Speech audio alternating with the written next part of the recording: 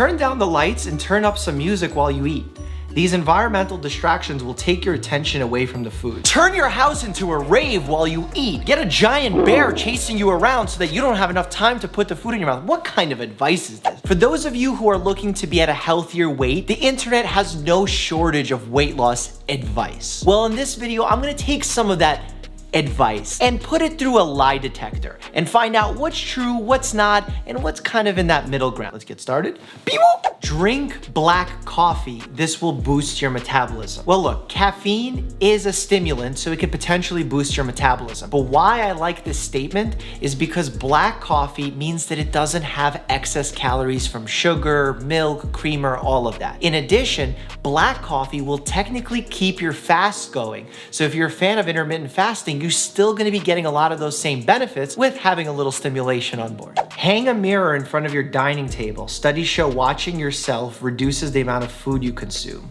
No! If you want to hang a mirror in front of your dining table because of decor, please go right ahead. If you're doing it so you hate yourself while you're eating, no, por favor, no más. Use smaller plates and bowls to serve your own food. This is an optical trick that will give you a full sensation from seeing a clean plate. I like this tip. I think it's a fairly benign tip. Really, one of the biggest problems in the eating habits of my patients who are obese or overweight is that they eat really big portions and they don't even realize it. So by having a smaller plate, you're already helping yourself to figure out a healthy portion size. But also, when you see it and you eat the entire plate, there is a psychological concept to how you absorb those calories. It really does take effect. Participate in intermittent fasting, though it may also reduce muscle mass. This is controversial. For some, like myself, intermittent fasting works great because you're eating in a very specific window, meaning that you're not eating for 16 hours of the day and you're only eating in a time-restricted 8-hour feeding pattern. You're gonna eat less calories. That's just the nature of eating in a smaller window. That being said, some people actually get a disordered relationship with their eating habits when they do this type of fasting.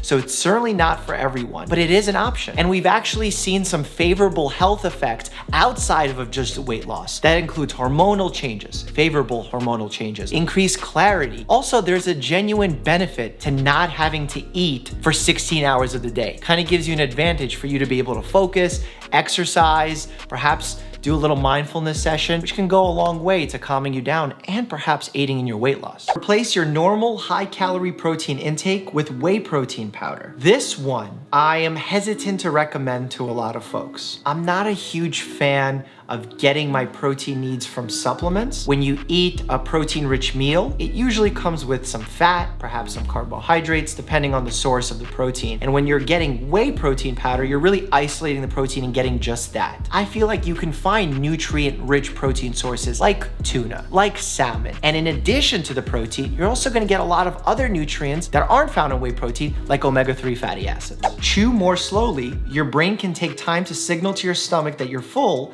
so being patient with how quickly you eat can allow your brain time to cut off before you overeat. I would change this advice just a little bit. I would say chew thoroughly, because if you slow down your chewing, that might be a little bit awkward. But if you chew thoroughly, you could actually give yourself the time to signal to your body that you're fuller, that you're getting the nourishment that you need, because it's really about eating to the point where you're satiated, not to the point where you feel so full that you hate yourself. Let's be honest, we've all been there, but that's not an ideal place to be if you're trying to maintain a healthy weight. Spoil food you don't want or need to eat. If you got leftovers that are calling your name, find a way to ruin the food, such as dousing it in milk or pouring in a ton of salt. What? Not only will this create a very disordered eating pattern where you're destroying food instead of creating a healthy relationship with it, but you're also getting rid of food that someone can eat. People in America are hungry, especially during COVID-19. This is a true problem, and it's even a bigger problem around the world. I don't know where this advice came from, but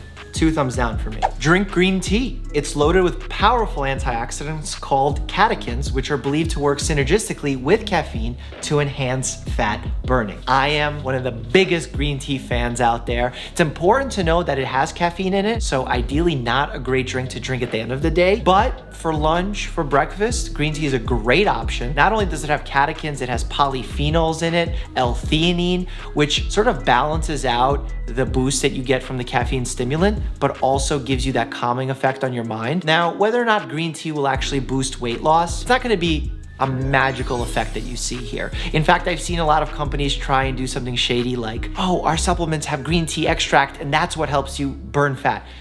Don't go that far. Interval training, short bursts of intense exercise followed by longer stretches of mild exercise. This is my favorite hit exercise. That's high intensity interval training. You go all out for 30 seconds or a minute, and then for a minute, 3 minutes, 5 minutes, you do really mild, light intensity activity. 1, it promotes weight loss. 2, it promotes muscle building. 3, it also improves heart rate variability. When you start exercising really quickly and you go full on intensity, your heart rate should go up to compensate. But then when you do light intensity exercise, your heart rate should be able to settle back down. As you do this more and more, your heart's ability to calm down in that period of light intensity will improve. And what we've actually seen in scientific research is improved survival in individuals who were having heart attacks if they had good heart rate variability. It's a true survival benefit. Get used to and accept the feeling of being hungry. You can't lose weight without enduring hunger, so recognizing and normalizing that feeling is important. Not true. You can lose weight without necessarily ever feeling hungry and suffering with it. Intuitive eating is something that many of my patients have done and done quite well, actually. You only eat to the point where you're no longer hungry, where you feel satiated, but not overly full. That way, you're not overeating calories, you're not having these tremendous portions of unhealthy foods, and you don't have to sit and starve yourself. Lift weights instead of just doing cardio. Not only does this cause you to lose fat, but you also build muscle to replace it. Oversimplified advice, but overall decent concept. I'll explain. When I recommend an exercise routine for my patients, I rarely say just cardio or just weight training. It's usually a combination of the both. Reason being is they have different benefits, and those benefits really paint a complete picture of good or optimal health. For example, going for a run, really good for your heart, helps heart rate variability, especially if you're doing high intensity interval training. But when you're lifting weights, you're not only burning fat and using calories while you're exercising, you're also doing that when you recover later that day, the following day, because it takes energy to rebuild that muscle and to rebuild it even stronger or bigger if you're lifting heavy enough and consistently enough. Snack often. This will prevent metabolic slowdown where your metabolism stops if there is nothing there to digest. While snacking, your metabolism is forced to stay engaged. This one has been pretty much debunked by modern science. While for some individuals, as long as they monitor their caloric intake and they're not eating poor quality foods, grazing, snacking like that could be a potential option, but it is not a mandatory way for success. There's plenty of people that can eat 2 meals a day, 3 meals a day, and do just as good a job as those who eat smaller, frequent meals throughout the day. This is an individual decision based on your goals, your lifestyle, and really what your preferences are. This should not be a painful process. Drinking water 30 minutes before a meal will help your body burn calories faster and therefore lose weight. Losing weight isn't as simple as drinking some water, but water is a really important nutrient for your body, and there's several benefits to staying well hydrated. When you drink water, you stretch out your stomach, therefore you're less likely to consume a really large meal. Second, there's a water-induced thermogenesis process that has some evidence and truth behind it, where by drinking 70-degree water, you actually have to heat it up to your normal body temperature, and that burns some calories. Not a huge deal, but definitely worth noting. It helps to remove waste of your body, so it decreases bloating and it gets that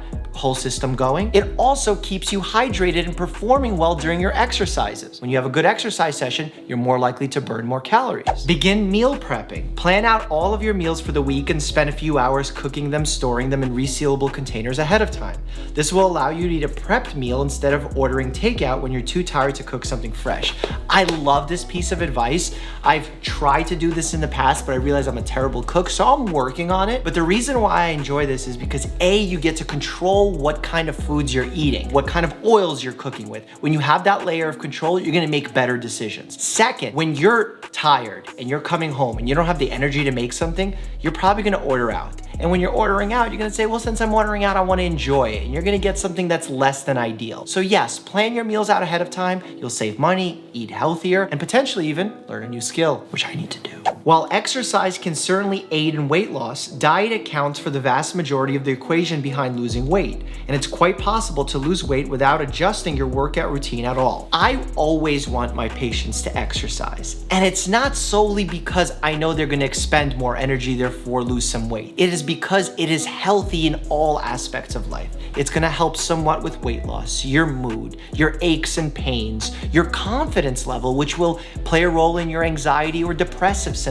That being said, if you really are interested in lowering your weight to a healthy level, to a weight that's ideal for your height and your lifestyle, diet is the number one thing you should focus on. That being said, sleep, exercise, your mental health, all of those things need to be taken into account. Calories in and calories out could make sense from a scientific perspective. It's not really great from a practical perspective, at least not for everybody. Click here for an entire playlist of my real nutrition videos. If you want to have a good laugh, check out my latest meme episode. As always, stay happy and healthy. Which video are you clicking on?